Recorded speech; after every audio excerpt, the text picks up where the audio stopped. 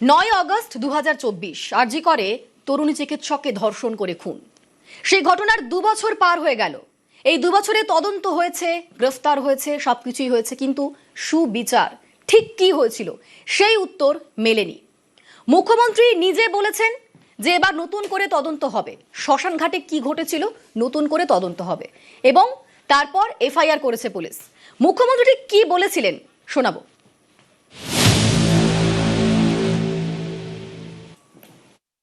পুনর্তদন্তের ঘোষণা আজকে করে গেলাম। একটি জায়গাতে সিবিআই ইনভেস্টিগেশন করার স্কোপ নেই।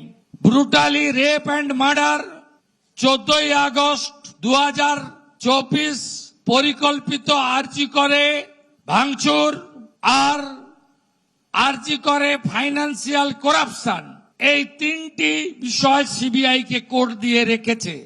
রাজ্য পুলিশের ঢোকার সুযোগ নেই, কিন্তু একটি জায়গা আমি খুঁজে পেয়েছি যেখানে রাজ্য পুলিশের ঢোকার সুযোগ রয়েছে, সেটা হলো ক্রিমেশন ঘাট, Natagarh, Kadamtala, CR park, under ঘোলা পিএস। আশ্চর্য হয়ে যাবেন, সিরিয়াল 3-তে ছিল, 1 করেছে।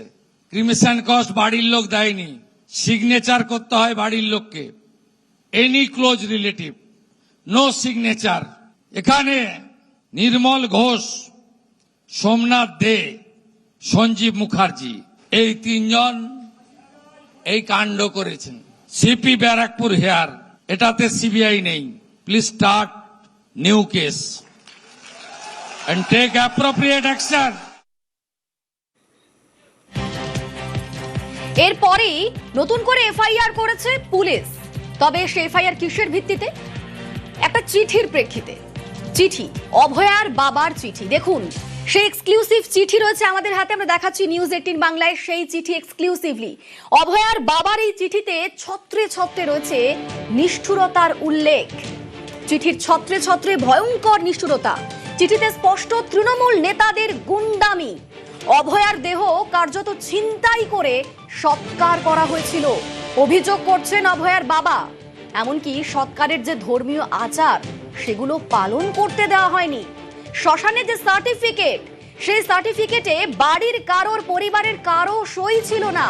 সই ছিল কার? তৃণমূল নেতার। অভিযোগ করছেন অভয়ার বাবা যে সেই সার্টিফিকেটেই তড়িঘড়ি দাহ করা হয় অভয়ার দেহ। এমনকি প্রিয়জনদের শেষ দেখার সুযোগটাই দেননি নির্মল ঘোষ অ্যান্ড কোম্পানি। নির্মল ঘোষই প্রভাব খাটিয়ে দ্বিতীয় ময়না তদন্ত আটকে দেন। অভিযোগে 3 জনের নাম রয়েছে। তৎকালীন বিধায়ক শ্রী নির্মল ঘোষ, 17 নম্বর ওয়ার্ডের কাউন্সিলর সোমনাথ দে, প্রাক্তন কাউন্সিলর সঞ্জীব মুখার্জি। এই সোমনাথ দের নেতৃত্বেই দেহ ছিনতাই। এবং এই যে সঞ্জীব মুখার্জি, প্রাক্তন কাউন্সিলর, এই সঞ্জীব মুখার্জি সই করেছিলেন সার্টিফিকেটে, শ্মশানের সার্টিফিকেটে সই করেছিলেন তিনি।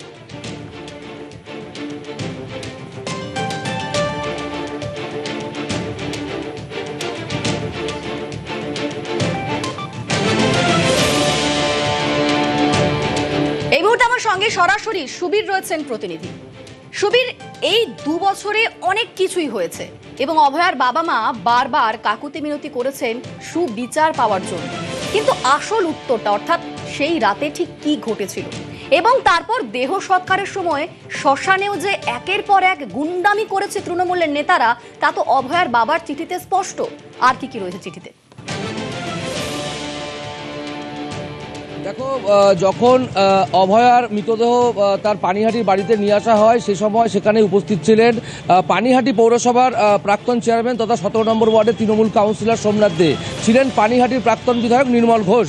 এবং তোমাকে জানি কি, সেখান থেকে সোমনাথদের সেই জায়গা থেকে কিন্তু মৃতদেহ ছিনতাই করে নিয়ে শ্মশানে দাহ করেছেন, এমনটাই চিঠিতে উল্লেখ করেছেন অভয়ার বাবা শেখর দেবনাথ। আমাদের কাছে এই মুহূর্তে যেই একটা তথ্য এসছে, সেটা কিন্তু অত্যন্ত চাঞ্চল্যকর তথ্য। তোমাকে জানি রাখি, আমাদের কাছে এই মুহূর্তে যে সেকশনগুলো, অর্থাৎ শেখর দেবনাথ যে চিঠি দিয়েছেন তার পরিপ্রেক্ষিতে খড়দহ থানা যেই ধারাগুলো, যে সেকশনগুলো যে মামলাতে দিয়েছেন, সেই জায়গা থেকে দেখা যাচ্ছে 126, 2, 238, 255, 256, 3, 5, 301, 329, 3, 351, 2, 61, 2 তোমাকে জানিয়ে রাখি এই যে 9টি ধারা দেওয়া হয়েছে এই 3 জনের বিরুদ্ধে, তার মধ্যে কিন্তু সব থেকে বিষয় যেটা রয়েছে যে প্রায় 9টির মধ্যে প্রায় 7টি ধারা কিন্তু জামিন যোগ্য ধারা, এবং সেই জায়গা থেকে এই যে বিষয় অর্থাৎ মানে এরকম ধরনের যে অভিযোগ এবং মুখ্যমন্ত্রীর নির্দেশে যেখানে এই 3 জনের নামে বা অভয়ের বাবা শেখর দেবনাথ খর্দ থানাতে অভিযোগ করেছেন, সেই 9টি ধারার মধ্যে 7টি ধারাই কিন্তু পুলিশের সেটা কিন্তু জামিনযোগ্য ধারা, এমনটাই কিন্তু তথ্য আমাদের কাছে এসছে। তোমাকে জানিয়ে রাখি এই ঘটনার পর থেকে অর্থাৎ এই যে ঘটনা অর্থাৎ এই তদন্ত শুরু হলো তারপর থেকে কিন্তু যেমন প্রাক্তন সিপিএম কাউন্সিলর সঞ্জীব মুখার্জি তিনি বাড়ি ছাড়া অর্থাৎ তিনি পলাতক রয়েছেন। সোমনাথ দে তার ফোনের সুইচ অফ, তারও কোনো খোঁজ পাওয়া যাচ্ছে না। প্রাক্তন বিধায়ক নির্মল ঘোষ তার ফোনের সুইচ অফ, তার সাথে কোনো যোগাযোগ করা যাচ্ছে না। কিন্তু এই যে 3 জনের নাম কিন্তু একদম পরিষ্কারভাবে চিঠিতে উল্লেখ করেছেন তার বাবা অভয়ের বাবা শেখর দেবনাথ, এবং সেই জায়গা থেকে মৃতদেহ ছিনতাই করে সঙ্গে থাকো সুবীর, পানিহাটির শ্মশান ম্যানেজার কি বলছেন শোনাবো।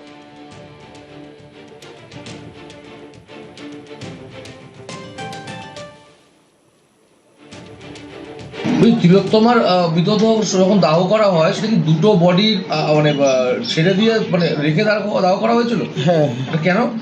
তো ভিড় ভাট্টা ছিল তো সেই জন্য ভিআইপি ছিল, ভিআইপি তো একটা আলাদাই ফেসিলিটি পায়। এমএলএ স্যার ছিলেন, কাউন্সিলর ছিলেন। হ্যাঁ, দাহ করার যে ফিস সেই ফিস কি না দেওয়া হয়েছিল? না না, ওটা তো ফ্রি করা হয়েছিল। কে করেছিল ফ্রি? কাউন্সিলর। কাউন্সিলরের নাম কি? সোমনাথ দে। উনি তো চেয়ারম্যান। এখন চেয়ারম্যান হয়েছিলেন, তখন কাউন্সিলর ছিলেন। দাহ করার যে কাগজ সেখানে নাকি তিলোত্তমার বাবা মার সই ছিল না? না, সে তো সই ছিল না। হ্যাঁ, সই ছিল না, সঞ্জীব মুখার্জি সই করেছিল। ওনারা কাগজ নিয়ে এসেছিল,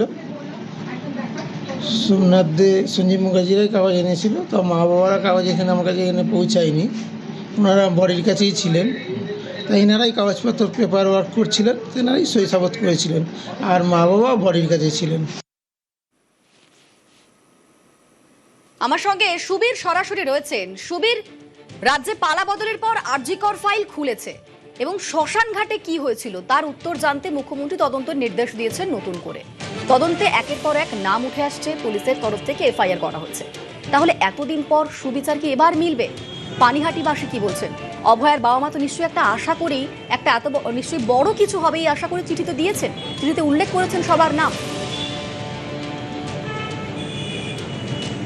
দেখো, অভয়ার মৃত্যুর পর থেকে কিন্তু সেই জায়গা থেকে প্রাক্তন সরকারের তরফ থেকে কিন্তু যেই বিষয়গুলো অর্থাৎ একজন মাত্র গ্রেপ্তার হয়েছেন, কিন্তু সেই জায়গা থেকে কিন্তু হাল ছাড়েননি অভয়ের বাবা এবং মা, এবং তারা কিন্তু প্রথম থেকেই বলে আসছেন যে এই জায়গাতে কিন্তু একটা বড় গাফিলতি রয়েছে, সঠিক তদন্ত হচ্ছে না, এবং সেই জায়গা থেকে দাঁড়িয়ে মুখ্যমন্ত্রী শুভেন্দু অধিকারী যে নির্দেশ দিয়েছেন যে আবার নতুন করে মামলা করার, সেই জায়গা থেকে কিন্তু গতকাল রাত্রিবেলা অভয়ার বাবা শেখর দেবনাথ খর্দ থানাতে একটি চিঠি দিয়েছেন ভারপ্রাপ্ত আধিকারিককে উদ্দেশ্য করে, এবং সেখানে যেমন তিনি খুব চাঞ্চল্যকর বেশ কিছু অভিযোগ তিনি তুলেছেন। সোমনাথ দে তার মেয়ের মৃতদেহ সেখান থেকে ছিনতাই করে নিয়ে গিয়ে শ্মশানে দাহ করেছিলেন, এবং শ্মশানে দাহ করার যে ফিস সেই ফিসও কিন্তু তার নেওয়া হয়নি, কারণ সেই সোমনাথ দেই বলেছিলেন যে ফিস লাগবে না, সেটা ফ্রি করে দেওয়া হবে। তোমাকে জানি নাকি এরপরে তার দেহ অর্থাৎ দুটো মৃতদেহ থাকার পর সেই দুটো মৃতদেহ আগে কিন্তু এই তড়িঘড়ি অভয়ের মৃতদেহ দাহ করা হয়েছিল, এবং যেই সার্টিফিকেট অর্থাৎ যেই ডেথ সার্টিফিকেট যেই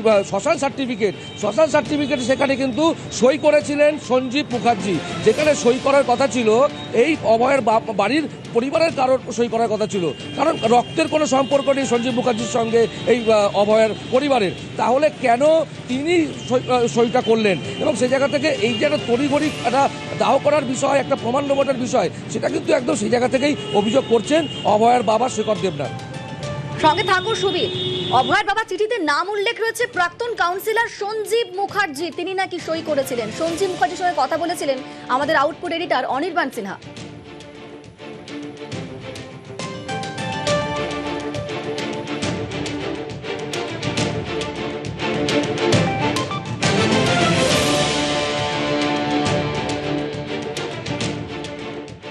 সঞ্জীব বাবু, এই যে অভয়ের বাবা অভিযোগ করেছেন আপনার বিরুদ্ধে যে আপনি সই করেন শ্মশানের যে শেষ কাগজপত্র দাহ করবার আগে যে কাগজপত্রে পরিবারের কারো সই ছাড়া দাহ করতে দেওয়া হয় না, সেই কাগজে আপনি সই করেন, এটা কি সত্যি? এই অভিযোগ কি সত্যি? সই তো আমার আছে, একদম স্পষ্ট পুরো নাম দিয়ে লিখে করেছি, মানে শর্ট সিগনেচার করেও নিইনি, নিচে আমার ফোন নাম্বার টেলিফোন নাম্বারটাও দিয়ে রাখা আছে। ঠিক আপনি আছে, কি আমি অভয়ের সঞ্জীব পরিবারের কোনো নিকট আত্মীয়? আমি একদম পাশের বাড়ি, ওনাদের সাথে দীর্ঘদিনে 30 বছরের সম্পর্ক। ওনার মেয়ে, আমার মেয়ে একসাথেই বড়, সমবয়সী। ওনারা ডেকেছিলেন, আমি গেছি। আমার তরফ থেকে যে যে কাজগুলো করানো হয়েছিল আমি করেছি। সেগুলোর মধ্যে যদি কোনো ফাউল থাকে বা কোনো রকম কিছু হয়, তদন্তকারী সংস্থাটা দেখে নেবেন, তাতে করে যেটা দেবেন, যেটা বলবেন সেটা আমি বলবো। নিজের বাবা বা মা যেখানে উপস্থিত রয়েছেন, সেখানে আপনি হঠাৎ সই করতে গেলেন কেন? আপনি এরকম পরোপকার প্রায়ই করে থাকেন। আর আমার অঞ্চলের লোকেরা, পানিহাটির লোকেরা জানেন যে এরকম কোভিডের সময় থেকে, তারও আগের থেকে মানে বা তারও পরে এরকম এগুলোতে সই করেছেন তাদের পরিবার ছাড়া, মানে আপনি এর আগে এরকম আরো মরা পুড়িয়েছেন সই করি। হ্যাঁ হ্যাঁ, কারণ কেন করছেন এগুলো? কোভিডের এটা তো সময় বেআইনি। এটা হচ্ছে ঘাট সার্টিফিকেট, আর ওইখানে লেখা দেখুন, লেখা আছে সংবাদদাতা। ওখানে কোথাও লেখা নেই, লেখা থাকে না যে পরিবারের কেউ বা নিকটাত্মীয় কেউ। অভয়ের পরিবার আপনাকে বলেছিল দায়িত্ব নিতে? অবশ্যই না বললে তো কি করে হয়? অভয়ের বাবা যে বলছেন যে আপনারা দেহটা কার্যত ছিনতাই করেছেন এবং তড়িঘড়ি উড়িয়ে দেওয়ার জন্য এই কাজটা করেছেন। আমি মিডিয়াতে এর থেকে বেশি বলতে পারবো না, আমি তদন্ত সংস্থাকেই বলবো। স্থানীয় বিধায়ক নির্মল ঘোষের কি ভূমিকা ছিল সেদিনকে, আপনি কি দেখেছেন? আমি বলতে পারবো না, আমার প্রশ্নটা আপনি আমাকে করছেন, আমি উত্তর দিচ্ছি। আপনি নির্মল ঘোষকে সেদিনকে দেখেননি ওখানে তদারকি করতে, দ্বিতীয়বার ময়না তদন্ত আটকাতে, যেগুলো বলছেন অভয়ের বাবা, সেগুলো কি ঘটেছিল ওখানে আপনার সামনে? আমি ওখানে কয়েক হাজার লোক ছিলেন, দেখেছি। অনেককে চিনি, অনেককে চিনি না। পুলিশে ছিলেন, সবাই ছিলেন। তো দেখবো না কেন? আমি ওনাদের সাথেই ছিলাম, ওনাদের সাথেই এসেছি। আর আমি কিন্তু আলাদা করে নির্মল বাবুর সাথে বা অন্য কারোর সাথে ছিলাম নয়। সঞ্জীব মুখোপাধ্যায় তার বক্তব্য আমরা শুনলাম, যেখানে তিনি স্পষ্টত এড়িয়ে গেলেন আমাদের সমস্ত প্রশ্নের উত্তর। তিনি এড়িয়ে গেলেন এই প্রশ্নগুলোর উত্তর। তবে আজ অভয়ার বাবার যে চিঠি প্রকাশ্যে এসেছে, সেখানে রীতিমতো নিষ্ঠুরতার উল্লেখ রয়েছে। তৃণমূল নেতারা কিভাবে প্রভাব খাটিয়ে মেয়ের দেহ ছিনতাই করেছিল সেই অভিযোগ করেছেন অভয়ার বাবা। একটা মেয়ে, সে নাইট ডিউটি করতে গিয়েছিল আরজিকর হাসপাতালে, কিন্তু সেখানে ঘটে গেল এই নৃশংস ঘটনা। আর তারপর কি হলো? তারপর হয়তো প্রমাণ লোপাটের জন্য, একথা উল্লেখ করেছেন অভয়ের বাবা, হয়তো প্রমাণ লোপাটের জন্যই তড়িঘড়ি দেহ সৎকার করে দেওয়া হলো। পরিবারের কেউ সই করলো না, পরিবারের বদলে সই করলো এই সঞ্জীব মুখার্জির মতো লোকেরা, তৃণমূলের নেতারা। একটা মেয়েকে, একটা তরুণীকে এক লহমায় বডি বানিয়ে দিল তারা।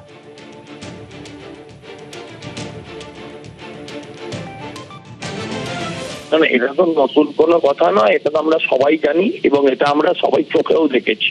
আর ওরা যে গুন্ডা, ওরা যে গুন্ডামি করে, ওরা যে তোলাবাজি করে, ওরা মানুষের অধিকার কাড়ে, ওরা মানুষের অর্থ কাড়ে, এটা তো আমরা সবাই জানি। এটা আমরা সবাই জানি। আমরা চাই এই যে নতুন ভাবে মামলা শুরু হয়েছে, এই মামলা শুরুর প্রথম দিনেই যেন এই সমস্ত কটা আসামি, একটা বোধহয় ভেতরে আছে, বাকিরাও যেন সবাই ভেতরে ঢোকে। এবং এটাও যেন না হয় যে, আমি জানি না এই মামলার বিধান কি আছে, আমাদের সংবিধানে আইন কি আছে, যে আজকে ঢুকে কাল যদি বেরিয়ে যায় তাহলে সেই মানুষের আস্থা হারায়, তখন মানুষ সংবিধানের কথা বোঝে না। এই ধরুন সুপ্রিম কোর্ট রায় দিয়েছে, মানুষের ধারণা অন্যদিকে চলে যাচ্ছে। এটা কিন্তু আমাদের মাথায় রাখতে হবে। মানুষ এগুলো বুঝতে চান না, সেই মানুষকে বোঝানোর ক্ষমতাও আমাদের নেই। তাই আমাদেরই কিছুটা বুঝে চলতে হবে, যাতে দৌড়লে আর না বেরোয়। এই তিনটে নাম এবং তৃণমূলের যে ভয়ঙ্কর আচরণ সেই সময় হয়েছিল, সেটা গোটা দেশের মানুষ, পশ্চিমবাংলার মানুষ জানেন। এবং সেই সময় রাজ্য সরকার এবং তৃণমূলের পুলিশের ওপর ভরসা না রেখে সিবিআই এর কাছে তদন্ত দেওয়া হয়েছিল। তাহলে এতদিন হয়ে গেল, সিবিআই কি কারণে রাজ্য পুলিশের তদন্তে ভরসা রাখলো? তার অফিসার বদলে গেল। সাধারণ মানুষের 50টা প্রশ্ন অভয়ের পরিবারের পক্ষ থেকে করা হয়েছিল সিবিআই এর কাছে, তার উত্তর দেওয়া গেল না। এতদিনেও তদন্ত একচুল এগোলো না কেন? এইগুলোরই আরেকটা না তদন্ত করতে হয়। বিরলের মধ্যে বিরলতম অপরাধ, সেই ক্ষেত্রে যদি সিবিআই এই ধরনের তদন্ত করে, যার জন্য আবার নতুন করে এসআইটি গঠন করতে হয়, তাহলে আসলে সর্ষের মধ্যে ভূত লুকিয়ে আছে বলে আমাদের ধারণা। অভয়াদের বিচারের দাবিতে এখনো মানুষ রাস্তায় নামছেন এবং আমরা চাইছি যে দ্রুত তদন্ত শেষ করে সমস্ত তথ্য প্রমাণ সেই সময় সিবিআই যা জোগাড় করেছিল, এখন তো আর কিছু পাওয়া যাবে না, সেইগুলো আবার এক জায়গায় এনে প্রকৃত দোষীদের যথাযথ শাস্তি দেওয়া হোক এবং কি ষড়যন্ত্র হয়েছিল সেটা গোটা ভারতবর্ষ, বাংলার মানুষের সামনে জানানো। নারী নির্যাতনে জিরো টলারেন্স, একথা বারবার স্পষ্ট করেছে বিজেপি সরকার। শ্লীলতাহানির অভিযোগে এবার কুইক অ্যাকশন, গ্রেফতার করা হয়েছে সুরজ সিংকে। পানিহাটিতে গ্রেফতার অভিযুক্ত সুরজ সিং। আমার সঙ্গে সুবীর রয়েছেন প্রতিনিধি। সুবীর, ঠিক কি অভিযোগে সুরজ সিং এর বিরুদ্ধে? দেখো, পানিহাটি খোলা থানার অন্তর্গত সেখানকার দুই ব্লক এলাকার বাসিন্দা তার এক মহিলা, তার সঙ্গে কিন্তু দীর্ঘদিন ধরে এই যে সুরজ সিং নামে যে দীর্ঘদিন ধরে কিন্তু তার সাথে কিন্তু এইভাবে মানে নোংরামো থেকে শুরু করে উত্তপ্ত থেকে শুরু করে বিভিন্ন রকম শ্লীলতাহানির ঘটনা যখন সে করতো, তখনই কিন্তু এই যে মহিলা তখন সে এবং তার পরিবার তারা কিন্তু ভোলা থানায় যায় এবং ভোলা থানায় গিয়ে এই সুরজ সিং নামে যে অভিযুক্ত তার নামে কিন্তু ভোলা থানায় অভিযোগ দায়ের করে এবং মুখ্যমন্ত্রী সুরেন্দ্রকে নির্দেশ দিয়েছিলেন যে কোনো রকম ভাবে কোনো মহিলার উপরে উত্তপ্ত বা কোনো এরকম ধরনের কোনো অন্যায় কাজ করা যাবে না। এবং তখনই কিন্তু মুখ্যমন্ত্রীর নির্দেশে তৎপর হলো ভোলা থানার পুলিশ এবং পুলিশ কিন্তু গোপন অভিযান চালিয়ে পানিহাটি ভোলা বাজার থেকে অভিযুক্ত সুরজ সিংকে গ্রেফতার করেছে এবং তাকে কিন্তু আজকে বারাসুরা আদালতে পাঠানো হয়েছে। ধন্যবাদ। বিগত 3 বছর হয়ে গেছে বাবা মারা যাওয়ার পর থেকে কন্টিনিউ আমাকে ডিস্টার্ব করে যাচ্ছে। উনি সারাদিন ঘুরে বেড়ায়, সারাদিন আমার যেতে আসতে, ঘর থেকে বাইরে বেড়াতে পারবো না, ফলো শুরু করে দেবে। ওর বাড়ির লোককে বলে এসছি, ও কি পাগল না কি আমি বুঝে পাচ্ছি না। আমাকে ডিস্টার্ব করছে, আমি তার দায়িত্ব নেবো না, ওর বাড়ির লোক নেবে। কোন দিন তো আমার গায়ে ছুরি ঢুকিয়ে দেবে বা কিছু একটা করে ফেলবে, আমাকে কেউ আনতে যাবে? আমার বাড়িতে কেউ আছে? মা ছাড়া বিধবা মা আমি থাকি, আমার সঙ্গে কোনোই শত্রুতা নেই। আমি ভাই ওর শাস্তি চাই, আমাকে যাতে ডিস্টার্ব না করে। আমাদের মুখ্যমন্ত্রী যেটা বারবার বলেছেন যে নারী সুরক্ষাটা হচ্ছে প্রথম আমাদের কাছে প্রায়োরিটি, ফার্স্ট প্রায়োরিটি। এই অসহায় মা এবং মেয়েকে যাতে নিরাপদে রাস্তায় চলতে পারে এবং ভবিষ্যতে এদের কোনো রকম বড় দুর্ঘটনার শিকার না হয় ওই ছেলেটি দ্বারা, তার জন্য ছেলেটিকে অবশ্যই উচিত শাস্তি দেবেন প্রশাসন, তার এগেনস্টে আর কড়া ব্যবস্থা নেবেন, এটাই আমি আশা করছি। বাংলার ক্রিকেটার অভিষেক পোড়েলকে গ্রেফতার করা হয়েছে। বিয়ের প্রতিশ্রুতি দিয়ে সহবাসের অভিযোগ, গ্রেফতার করা হয়েছে বাংলার ভরসাযোগ্য ক্রিকেটার অভিষেক পোড়েলকে। অভিষেকের বিরুদ্ধে 19টি ধারায় মামলা।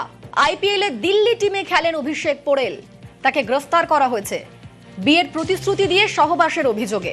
তার বিরুদ্ধে 19টি ধারায় মামলা করা হয়েছে।